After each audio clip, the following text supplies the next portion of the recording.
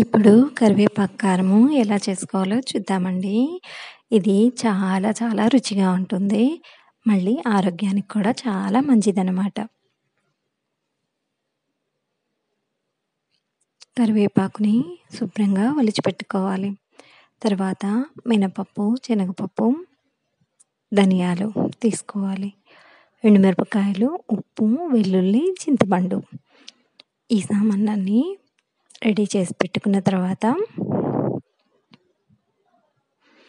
కరివేపాకుని సన్నపు సెగ మీద చక్కగా వేయించుకోవాలి.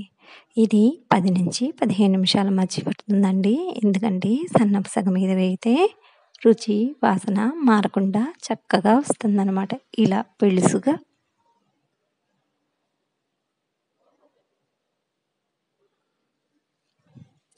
ఇలా వేగిన తర్వాత దాంట్లో ఎండుమిరపకాయలని వేయించుకోవాలి. ఎండుమిరపకాయలు కూడా ఇట్లాగా పెడుసుగా చక్కగా వేగిన తర్వాత దానిలో అవి తీసేసి దానిలో మళ్ళీ మినపప్పు, శనగపప్పు వేసి వేయించుకోవాలి.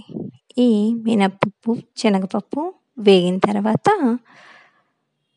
ధనియాలు వేయాలి. అంటే మనకి కలర్ మారుతుంది, వాసన కూడా అర్థమవుతుందనమాట. అప్పుడు ధనియాలు వేసుకోండి. చాలా చాలా బాగుంటుంది.